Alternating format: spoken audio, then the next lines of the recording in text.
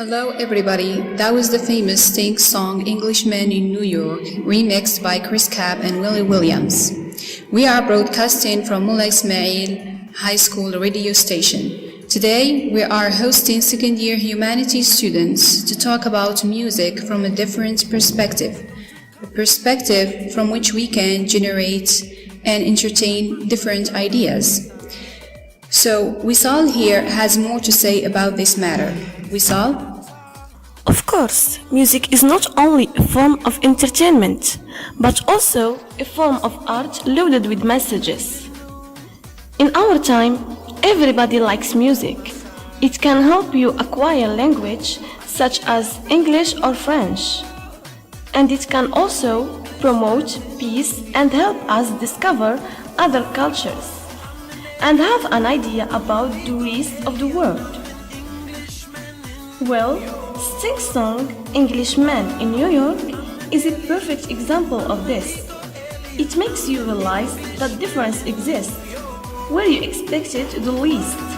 Given this example, music helps people from different cultures and communities overcome communication better. Thank you, Wisal. That was enriching. Englishman in New York deals with difference between American and British lifestyle. Maybe Absamad here can elaborate more on that. Although technically they speak the same language English, there are many differences between British and American culture. A lot of people think that speaking English makes American and British people share a lot in common, but that's not true.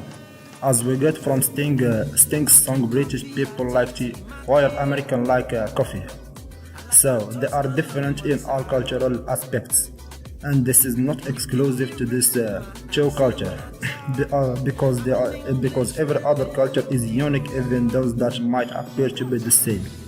For example, a lot of people think that Chinese and Japanese cultures are almost the same, while they are totally different.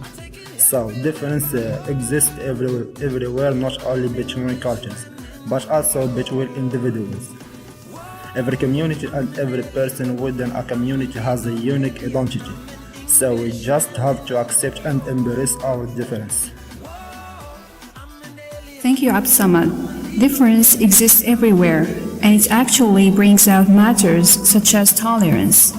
Abdelghani is here to shed more light on that.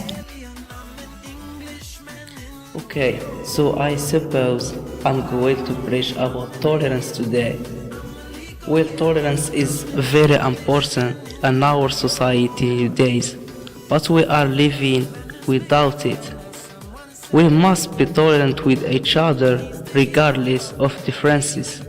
We need this because conflicts and racism have spread all over the world. We hear about the Muslims attacking Christians, white attacking black or Jews, attacking Muslims only because they are different.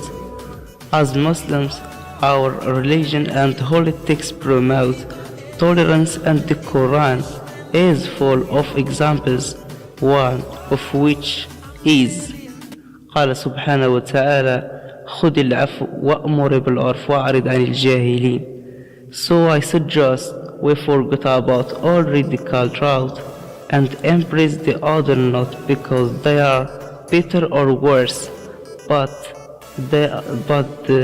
because they are human. Thank you, Abdelghani. All that has been said brings us to one point, which is peace. So, Miriam, can you tell us more about it? Everybody wants to live in peace, but the question is how we can live in peace, in security and stability. We use this word peace when we feel rest and calm in a society full of love. Peace means a lack of conflicts such as war or violence, peace against all words that express hatred. We should live in harmony with others, despite the difference between religions, but we should encourage a culture of dialogue between Muslims and other religions. Maybe the concepts of peace get different from one person to another according to his beliefs, but our goal is one, to live a peaceful life and dignity and be free. If we want to live in peace, We must stay away from violence with others. We should treat them better than that. We should be tolerant. You are right, Maryam. Embracing and tolerating our differences lead to peace, something we are in need for, especially with all the madness around us. It is true that we should protect our identity and not get lost into other cultures so as not to get confused or have an identity crisis. But it wouldn't hurt to discover other cultures and environments as well. After all, we live to learn from our experiences, communicate, and make the world a better place. So thank you for your time. Be kind to one another and follow us on our Media Club Facebook page. شكرا أستاذة عيشديان.